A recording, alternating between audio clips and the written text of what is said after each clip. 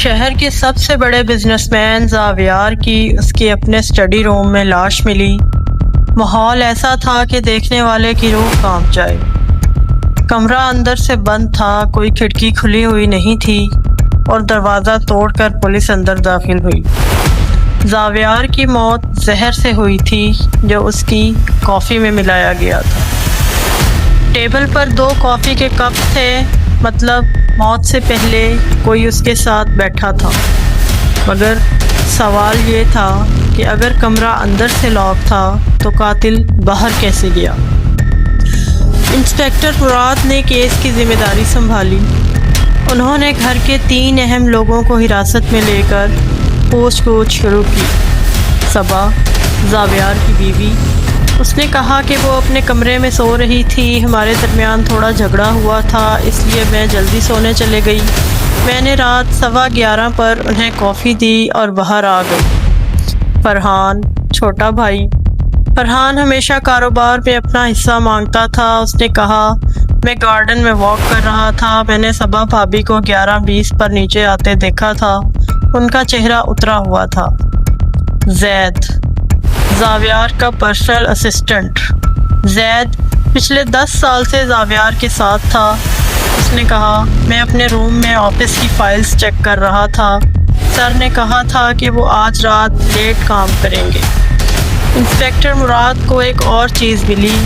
زاویار کی ٹیبل پر ایک وصیت نامہ پڑا تھا جس پر ابھی دستخط نہیں ہوئے تھے۔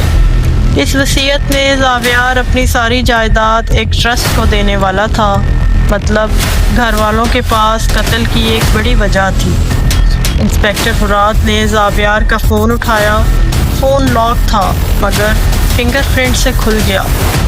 گیلری میں سب سے اوپر ایک سیلفی تھی۔ سیلفی میں زاویار اپنی چیئر پر بیٹھا مسکرا رہا تھا۔ اس نے اپنے ہاتھ میں کافی کا کپ پکڑا ہوا تھا۔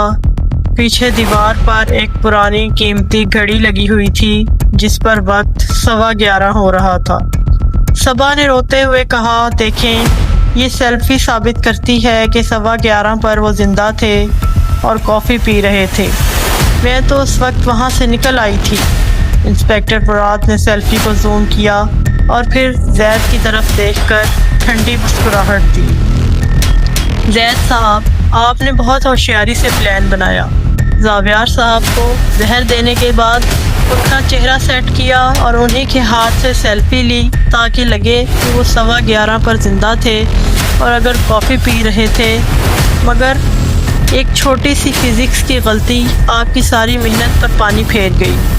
زید تھوڑا ہچکچایا۔ انسپکٹر، فوٹو صاف ہے، سر مسکرا رہے ہیں، کافی کا کپ ہاتھ میں ہے، اس میں کیا غلطی ہو سکتی ہے؟ انسپکٹر نے سیلفی کو سب کے سامنے کیا اور ٹیبل پر پڑے کافی کے کپ کی طرف اشارہ کیا۔ اس سیلفی میں زاویار صاحب نے کافی کا کپ پکڑا ہوا ہے اور وہ مسکرا رہے ہیں، مگر غور سے دیکھو، کپ کے اندر سے بھاپ نکل رہی ہے۔ دیکھنے میں یہ لگتا ہے کہ کافی گرم ہے، اس لیے 11:15 کا وقت صحیح ہے کیونکہ صبا نے 11:15 پر ہی کافی دی تھی۔ انسپکٹر نے پھر اصلی کپ اٹھایا جو ٹیبل پر پڑا تھا، مگر جب ہم اندر داخل ہوئے اور میں نے اس کپ کو چھوا تو یہ برف جیسا ٹھنڈا تھا۔ اگر قتل واقعی 11:15 پر ہوتا اور ہم 11:45 پر دروازہ توڑ کر اندر آئے تو 30 منٹ میں کافی اتنی ٹھنڈی نہیں ہو سکتی تھی کہ اس میں سے تھوڑی سی بھی گرمی محسوس نہ ہو۔ اصل میں تم نے قتل رات 10 بجے ہی کر دیا تھا، پھر تم نے ان کا فون لیا اور ان کے چہرے کو سیٹ کیا، مگر تمہیں ڈر تھا کہ اگر تم نے خالی کپ کے ساتھ فوٹو لی تو سب کو شک ہو جائے گا کہ کافی پرانی ہے، اس لیے تم نے ایک الیکٹرانک سگریٹ ویپ کا دھواں اس کپ کے اندر چھوڑا تاکہ فوٹو میں وہ بھاپ نظر آئے اور لگے کہ کافی تازہ ہے۔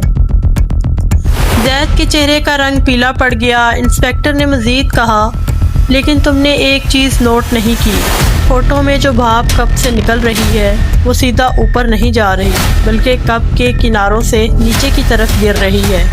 اصل کافی کی بھاپ ہمیشہ ہلکی ہوتی ہے اور اوپر اٹھتی ہے، جبکہ ویپ کا دھواں بھاری ہوتا ہے اور نیچے بیٹھتا ہے۔ تمہاری وہی نقلی بھاپ اس سیلفی میں قید ہو گئی اور تمہارا جھوٹ پکڑا گیا۔ زید نے فوراً اپنا سر جھکا لیا۔ اس نے مانا کہ اس نے زاویار کے سائن چرا کر بینک سے پیسے نکالے تھے اور جب زاویار کو پتہ چلا تو اس نے انہیں مار دیا۔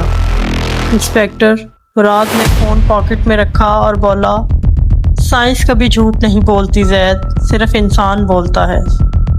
گناہگار جتنی بھی کوشش کر لے، قدرت کا کوئی نہ کوئی اصول اسے بے نقاب کر ہی دیتا ہے۔ اگر آپ کو یہ ویڈیو پسند آئی ہو تو اسے لائک کریں اور ہمارے چینل کو سبسکرائب کریں۔ Thank you.